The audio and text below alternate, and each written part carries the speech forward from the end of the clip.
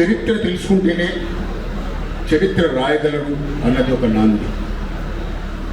ఈ చరిత్ర చాలామంది 1947లో మనం ఎవరం పుట్టుండం, కానీ ఇన్ని సంవత్సరాలు దాన్ని దాచిపెట్టి ఏవైతే ప్రభుత్వాలు దానికి రెస్పాన్సిబుల్లో అది కావడానికి వాళ్ళు దోహదపడ్డారో వాళ్ళందరూ కూడా ఈ సంవత్సరాలు దాన్ని దాచిపెట్టినారు.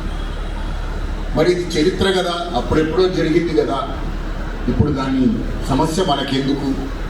ఇప్పుడు ప్రత్యర్థులు చాలామంది మాట్లాడతారు, మళ్ళీ గాయాన్ని రేపుతున్నారు, మాసిపోయిన గాయాన్ని మళ్ళీ రేపుతూ మళ్ళీ అనవసరంగా దీన్ని మళ్ళీ ముందరికి తీసుకొస్తున్నారు అనేటటువంటి సమస్య మనకు వస్తుంది.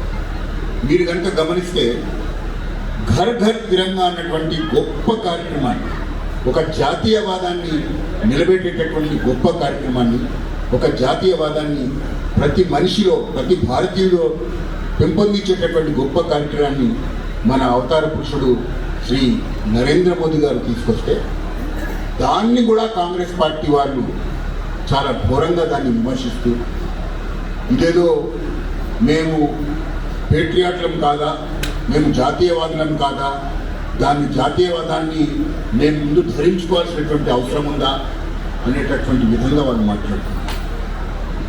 మరి మీరు కనుక గమనిస్తే కాంగ్రెస్ పార్టీ మన ప్రస్తుత అధ్యక్షుడు, అంటే అధ్యక్షుడు కాదనుకోండి, ఇంతకుముందు అధ్యక్షుడు, పెద్ద నాయకుడు, ప్రధానమంత్రి కావాల్సినటువంటి కలలు అంటున్నటువంటి నాయకుడు శ్రీ రాహుల్ గాంధీ గారు చైనాతో అగ్రిమెంట్ చేసుకున్నాడు, ఎంఓయూ చేసుకున్నాడు. మీరందరూ చూసుకుంటారు. ఇప్పుడు ఈ చిన్న వీడియో ఏదైతే చూపించారో దాంట్లో చాలా స్పష్టంగా కొన్ని విషయాలు మనకందరికీ, నాకు కూడా తెలియని విషయాలు చాలా దాంట్లో చెప్పారు. బ్రిటిష్ ప్రభుత్వం ఏదైతే ఉందో 1905 నాడు కూడా భారతదేశాన్ని విభజించింది, బంగాల్ని విభజించింది. కానీ మళ్ళీ 7 సంవత్సరాల తర్వాత భారతదేశం అంతా ఐక్యమత్యమై దాన్ని విరుద్ధంగా పోరాడితే 1911లో మళ్ళీ దాన్ని కలిపేసింది అని చెప్పేసి చాలా స్పష్టంగా చెబుతున్నారు. మీరు కనుక గమనిస్తే అదిగో అఖండ భారత చిత్రం ఆర్ఎస్ఎస్ కార్యాలయంలో ప్రతి దగ్గర ఆ క్యాలెండర్ ఉంటుంది. మరి మనం మాట్లాడుతున్నది కేవలం ఒక విభజన గురించే, పాకిస్తాన్ మరియు పూర్వ బంగ్లాదేశ్, ఏదైతే పూర్వ పాకిస్తాన్ ప్రస్తుత బంగ్లాదేశ్ గురించే మాట్లాడుతున్నారు. దాన్ని మీరు కనుక అఖండ భారత్ చూస్తే అదిగో బర్మా మనలోనే ఉంది, చుట్టుపక్కల ఉన్నటువంటి దీవులన్నీ మనలో ఉంది. అఖండ భారత్ ఎంత పెద్ద దేశమో, ఎంత విశ్వవ్యాప్తమో మీరు అందరూ ఒకసారి గమనించాలి. అది చాలా జాగ్రత్తగా, కుట్రపూరితంగా, మెల్లమెల్లగా ఎన్ని విభజనలు చేస్తే ఈరోజు అంతటి భారతదేశం మాత్రమే మనకు మిగిలింది. దాన్ని కూడా ముక్కలు చేసేటటువంటి ప్రయత్నం చేస్తున్నటువంటి వాళ్ళని మనం ఏమన్నారో మీరు అందరూ ఒకసారి ఆలోచించాలి. 2 నిమిషాలు మనం మౌనం వహించాల్సిందే.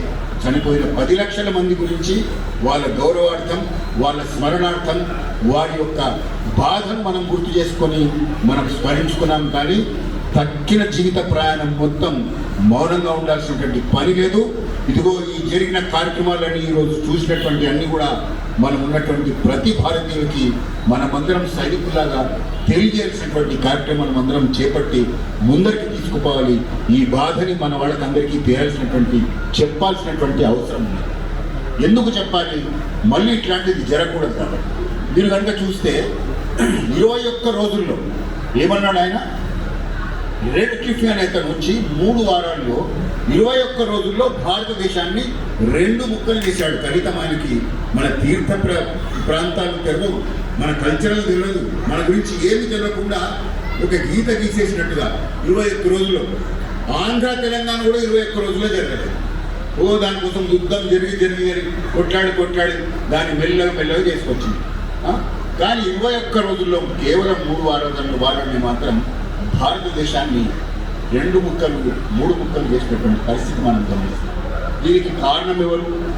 మీరు కనుక కొంచెం జాగ్రత్తగా గమనిస్తే దీంట్లో మనం అనుకుంటున్నటువంటి పండిట్ జవహర్లాల్ నెహ్రూ ఎవరైతే ఉన్నారు, అట్లాగే మొహమ్మద్ జిన్నా ఎట్లయితే ఉన్నారు, అట్లాగే కాశ్మీర్కి చీఫ్ మినిస్టర్ అన్నటువంటి ఫరూక్ అబ్దుల్లా ఎవరైతే ఉన్నారు, మనం చరిత్రలోకి కొంచెం జాగ్రత్తగా కనుక పోతే కనుక ఇందిరాగాంధీ యొక్క సెక్రటరీ ఒక బుక్ రాశాడు, ఆ బుక్ రాసి మీరు కనుక చదివితే వీళ్ళు ముగ్గురు కూడా బ్రదర్సే, కజిన్ బ్రదర్స్ వాళ్ళందరూ.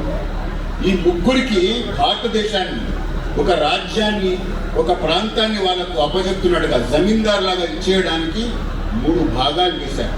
ఒక భాగానికి నిజంగా ముస్లిమైనటువంటి పండిట్ జవహర్లాల్ నెహ్రూకి ఇవ్వడం, దాని తర్వాత జిన్నాకి ఇవ్వడం, దాని తర్వాత ఫరూక్ అబ్దుల్లా. ఒక సంస్థానం మీకు పంచుకోవచ్చు అని చెప్తున్నటువంటి ప్రక్రియలో వాళ్ళు ఇచ్చుకున్నటువంటి పరిస్థితి.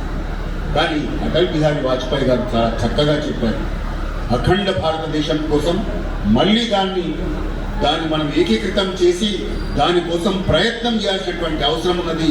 అందుకోసమే ఈ విభీషక సంస్మరణ దిన్ అనేది చెప్తున్నారో, ఈ గాయాల 1947వ గాయాల దినం ఏదైతే ఉందో, సంస్మరణ దినం ఏదైతే ఉందో, ఎందుకోసం చేస్తున్నామంటే మళ్ళీ అఖండ భారతదేశం కోసం అటల్ బిహారీ వాజ్పేయి గారు కలలు ఉన్నటువంటి అఖండ భారతదేశం కోసం బలిదానం చేయడానికి సిద్ధంగా ఉండాలి.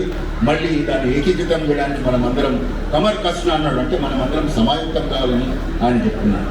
మీరు అప్పుడెప్పుడో చరిత్ర అనుకుంటే దురదృష్టవశాత్తు ఈరోజు బంగ్లాదేశ్లో మన ముందర చరిత్ర కనిపిస్తుంది. చరిత్ర మళ్ళీ మన ముందరికి వచ్చి, మన కళ్ళ ముందరికి వచ్చి నంగా నాచ్ అంటారు కదా, విపరీతంగా విషపూరితమైనటువంటి నాట్యం మన ముందర చేస్తున్నాం. ఆరు ఉన్నటువంటి అంశం ఏంటండి, ఎవరైతే ముజీబుర్ రెహమాన్, ఎవరైతే స్వాతంత్ర సమరోధులు ఎవరైతే ఉన్నారో బంగ్లాదేశ్లో వాళ్ళ కుటుంబాలకు రిజర్వేషన్లు ఇవ్వకూడదు అన్నది సమస్య. దాంట్లో హిందువులకు ఏదైనా పాత్ర ఉందా? వాళ్ళ హిందువుల్లో ఏమన్నా అవసరం ఉందా? మరి ఆ రోజు 10 లక్షల మందిని ఊచకోత పోసి, ముఖ్యంగా మహిళల్ని అత్యాచారాలు చేసి చంపేస్తే, దాన్ని ఈరోజు మన కళ్ళ ముందర మళ్ళీ బంగ్లాదేశ్లో హిందువులందరినీ వెతికి మీరు గమనించాలి. ఎవరిని కులం అడగటం లేదు, ఎవరిని ప్రాంతం అడగటం లేదు. హిందూ అని చూసి, మర్మాంగాలు చూసి చెక్ చేసుకొని మరీ చంపేస్తున్నారు. హిందూ అని తెలిస్తే చాలు చంపేస్తున్నారు. ఇది అందరికీ చెప్పాల్సినటువంటి అవసరం ఉన్నది. ఇదేదో బంగ్లాదేశ్లో జరుగుతుంది కదా, మన దగ్గర జరగకపోవచ్చు అనుకుంటే ప్రమాదం. ఈ ప్రమాదాన్ని ముందు పసిగట్టి మన జనాలందరినీ మేలుకొల్పి మనం జాగ్రత్త వహించి, ఇప్పుడు బలూచిస్తాన్ మళ్ళీ కలుస్తామంటుంది. మన పిఓకే పాకిస్తాన్, అక్బర్, కాశ్మీర్ వాళ్ళందరూ ప్రమాణం చేసి ఇండియన్ ఆర్మీకి భారతదేశంలో కలుస్తామంటున్నది. ఆ రోజులు దూరం లేవు, దగ్గరలో ఉన్నాయి. కానీ మనమందరం కష్టపడితేనే సాధ్యం, మనమందరం కృషి చేస్తేనే సాధ్యం. మనమందరం మన వాళ్ళకందరికీ నచ్చజెప్పింది వాళ్ళకందరికీ ఒక తాటి మీదకి తీసుకొచ్చి ఆలోచన విధానాన్ని వాళ్ళకందరికీ చెప్తేనే సాధ్యం. కాబట్టి సైనికులంగా మనమందరం పనిచేద్దామని, దానికి అందరికీ మనం పునరంకితం అవుతామని చెప్పేసి మిమ్మల్ని అందరినీ వేడుకుంటూ నమస్కారం.